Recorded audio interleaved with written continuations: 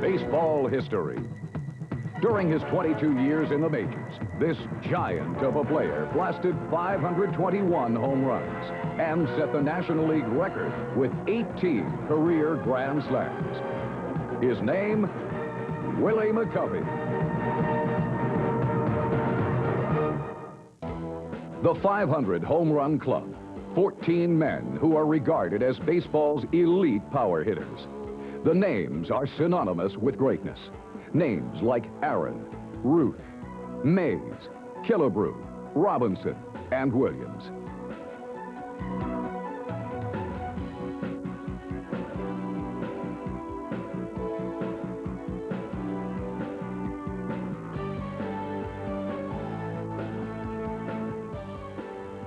Certainly, one of the standout members of the 500 Club was the man affectionately known as Stretch, Willie McCovey.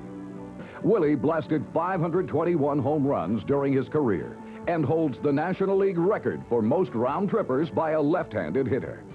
Willie's size and ferocious swing were so imposing, he became known throughout the league as the most feared hitter in baseball.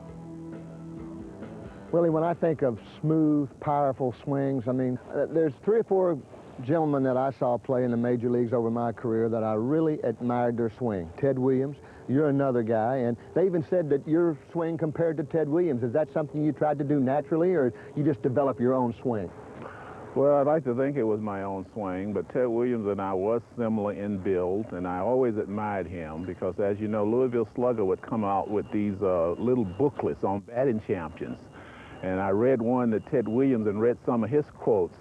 So I really used to pattern myself off him because of some of the quotes he had in that book. So I got an opportunity to meet him in the spring of '59 when the Red Sox were still training in Scottsdale and we was in Phoenix. So I made sure to go up to him and talk to him and ask him questions. And boy, he loved talking to young kids who would ask him questions. And Ted and I, every time the Giants in Boston would get together prior to an exhibition game, I would spend, you know, literally hours just listening to him and talking to him. So I feel I owe Ted a lot. I think I learned a lot from him just listening to him talk. In 1955, Willie signed his first contract with the Giants organization. But first, he would have to toil in their minor league system for 4 years. Then, in 1959, Willie started out in AAA, and by July, he was leading the Texas League with 29 home runs and 92 runs batted in. On July 30th, 1959, Willie was called up to the majors, where he would play his first game against the Philadelphia Phillies. I arrived in San Francisco just in time to suit up and go out on the field for infield practice. Batting practice was already over, so I didn't even take batting practice that day. Rigney throws me in the lineup. He asked me, "How do you feel?" I said, "I feel great." I didn't tell him I hadn't slept the night before. He said, "Well, you're hitting third, and you know whose spot that is. We're moving Mays up to second, and you're hitting third, so you know what we expected of you." So I just go out that day off Robin Roberts and hit 4 ropes and go 4 for 4. Willie's hot bat continued for the rest of that season. In just 52 games, McCovey batted .354 with 13 home runs and 38 runs batted in. As a result, Willie was named the National League Rookie of the Year. And amazingly, Willie also won the home run title for his performance earlier that same year in AAA. However, after an impressive rookie season, McCovey would fall victim to the sophomore jinx. 1960, a little more difficult for you. Things didn't go too well for you, and you were sent back down to the minor leagues. And how tough was that for you after being National League Rookie of the Year? Very tough. I think the biggest mistake I made was staying in San Francisco that winter and reading all the newspaper clippings about how great I was and how great I was going to be. I mean, they was expecting me to break every record Babe Ruth ever set. And I was reading this stuff, and I guess I started believing it. And of course, I'll go to spring training, and I had a pretty good spring, but I did gain a lot of weight that year. That was the first winter that I failed to play winter ball, so I gained quite a bit of weight, and it really slowed my bat down. When Willie returned to the major leagues in 1961, his stay would be permanent. although his new manager, Alvin Dark, still didn't consider Willie a full-time player. Dark decided to platoon Willie with Orlando Cepeda. Facing only right-handed pitchers, Willie managed 18 home runs and 50 RBIs. Only 23 years old, Willie's next big challenge would be to convince his new manager that he could play full-time and produce.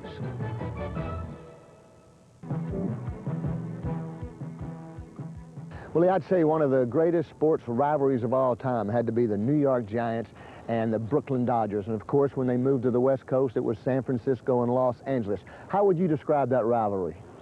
Well, I agree with you. I think it was the greatest rivalry in all of sports. And it wasn't just at the major league level. It started in the minor leagues. When I started in the Giant organization, we had about 18 farm teams. So we had 2 or 3 teams at every level, starting from Class D up to AAA. And in every one of those leagues, there was a Dodger Giant farm team. And every one of them was usually always at the top. So the rivalry began then.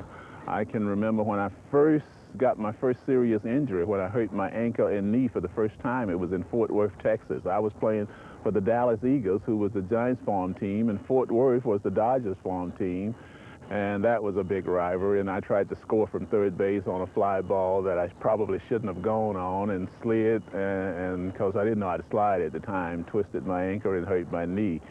But like I say, it was the Fort Worth, it was the Dodgers, so I was going all out as though it was at the major league level. So it's always been a great rivalry. A game between these two intense rivals, the Dodgers and the Giants, always provided interesting contrasts in styles. The Giants were a free-swinging ball club led by Willie Mays, Orlando Cepeda, and Willie McCovey. The Dodgers' strength was pitching, and they were led by their 2 ace pitchers, Sandy Koufax and Don Drysdale. One of Drysdale's greatest nemeses was Willie McCovey, a man who always seemed to hit him hard. For 2 years, he beat on me like a tom-tom, I'll tell you. But I'll tell you one pitch that I will never forget, that I always think about, and it was at Dodger Stadium, and this to show you what kind of hitter McCovey was. I threw him a sinker down and away off of the plate. It was going out of the strike zone, sinking away from him, and he hit it off of the corrugated wall in the back of our bullpen in left field, opposite field. Now, that shows you how strong that he was. He hit another line drive back at me one night in the Coliseum, and I threw the pitch. I got my glove. I went boom, boom, just like that, and it hit me right here, hit me right in the pocket of the glove, and turned me a backflip right back over. I mean, he was strong. In 1962, Don Drysdale wasn't the only pitcher to be hammered by Willie McCovey. That year, Willie batted .293 with 20 home runs and helped the Giants beat out the Dodgers for the National League pennant. In the World Series, the Giants faced the New York Yankees. For Willie McCovey, this would turn out to be his only World Series opportunity in his 22-year career. In Game 2, Willie blasted this home run off of Ralph Terry to lead the Giants to a 2-0 victory.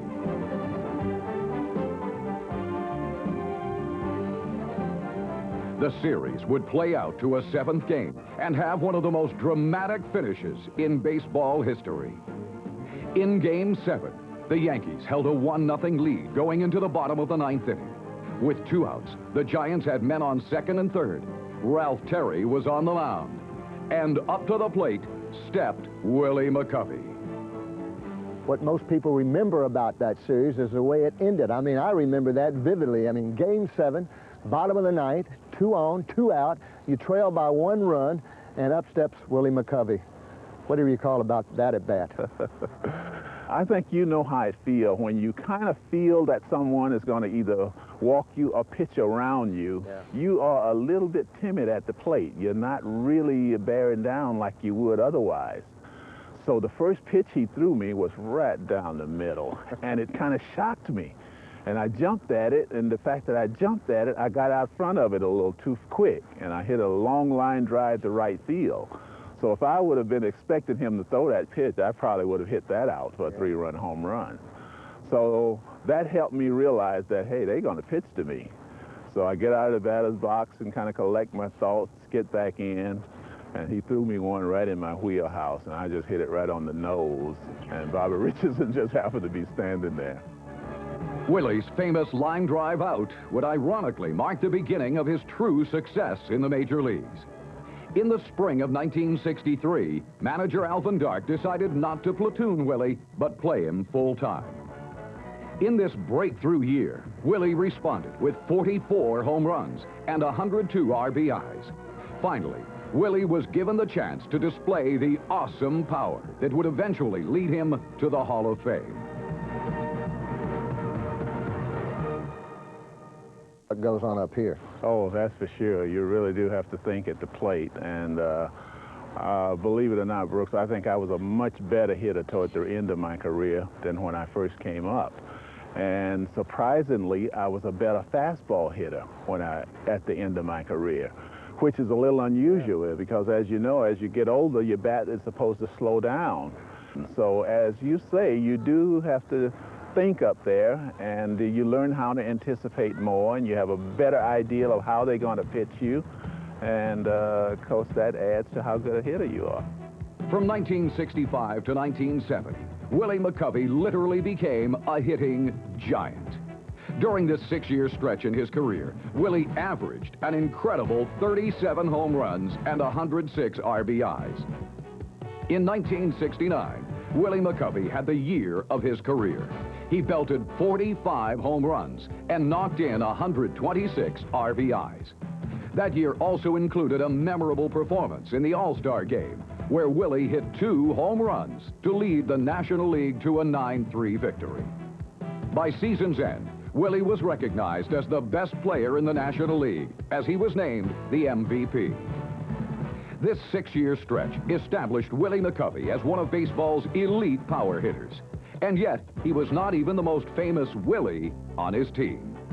Yeah, you know, Frank Robinson came over the Orioles back in 1966, and, you know, the question a lot of guys, he was the Triple Crown winner that year, and a lot of the sports writers said, well, because of Frank, did you ever feel slighted? And my answer was, no, it really did not, it really never bothered me. And I guess you could pin the same question to you, you know, because of Willie, did you ever feel slighted that you didn't really get the attention you deserved? No, I think a player like that helps you more than hurt you, to be honest with you, because they take a little bit of the attention away from you. And I'm the type of person that like my privacy and kind of like to be left alone anyway. And the fact that all the media was quiet to travel around him was in a way a blessing in disguise. I got a little bit of it after he left and went to the Mets, because then I became the main man, so I had to handle the stuff that he was going through. But no, I think it helped me more than hurt me. I didn't feel slighted at all. Yeah, in 1970, the Giants went to Tokyo, Japan for an exhibition series, and I know that we have some special footage of that trip. Any special memories? I love playing in Japan because I love the crowd over there. They are really into baseball, as you know. And I got to meet a lot of Japanese players who I've become lifelong friends of. And I think the biggest thing I remember is the little ballparks. Love hitting in those little ballparks. You didn't have to get it all to hit them out, Brooks. No matter what the dimensions, Willie was always a threat to hit one out. During his first 15 years in the major leagues, Willie hit 409 home runs and became a favorite of the fans in San Francisco. However, in 1973, Giants owner Horace Stoneham was faced with financial difficulties. In an effort to reduce his payroll, he traded Willie to the San Diego Padres. With San Diego, despite injuries to his hip and knees, Willie would provide strong leadership for this young franchise. Then, in 1977, 3 years later, Willie became a free agent and returned to the Giants at the age of 39. Yeah, a few years later, you returned to San Francisco, and I think most people said, well, that's just going to be a brief farewell stint, but instead you were named Comeback Player of the Year, and you played 4 more years. Yeah. Well, it was during a time, Brooks, when I think I was in the best shape physically of my whole career. And because of all the knee problems and other injuries that I had, really kind of forced me into the gym to work out and rehab. And in a way, that was a blessing in disguise. And the fact that I was in rehab and working out, I got in such great shape that I was just ready to play. In 1977, Willie would delight the fans of San Francisco once again. In a season of triumph and personal satisfaction, this 39-year-old slugger batted .280 with 28 home runs and 86 RBIs, and was named the National League's Comeback Player of the Year. During his 22-year career in the major leagues, Willie managed to hit 521 home runs, exactly the same amount as Williams hit himself. Willie played most of his career under the shadow of teammate Willie Mays, and some felt he was denied the recognition he deserved. But that seemed to suit Willie just fine. It was the fans of San Francisco who mattered the most to Willie, and they certainly appreciated the contributions of number 44.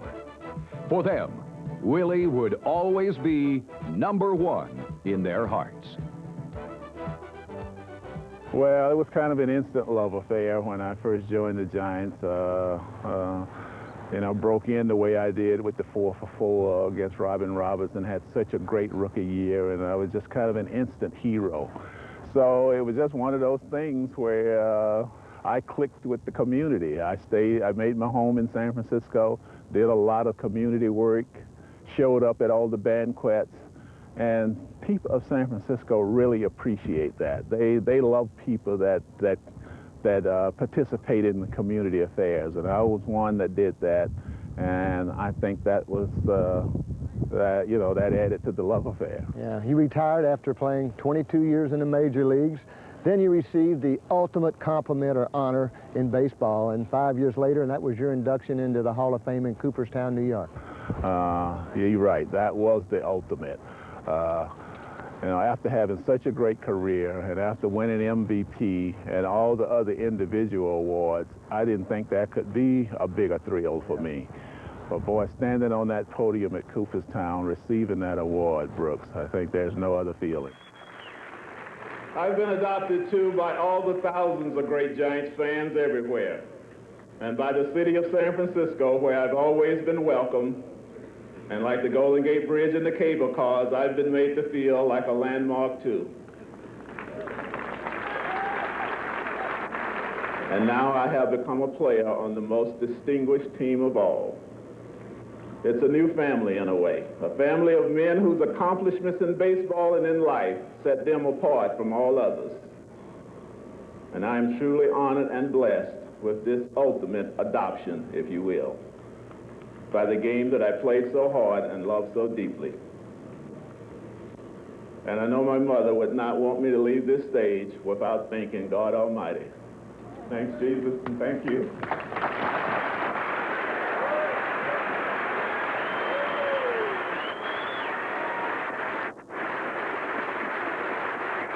Willie, I've always admired the way that you've handled yourself on and off the field, and I'd just like to thank you for coming on the show today and sharing your career with us on Greatest Sports Legends.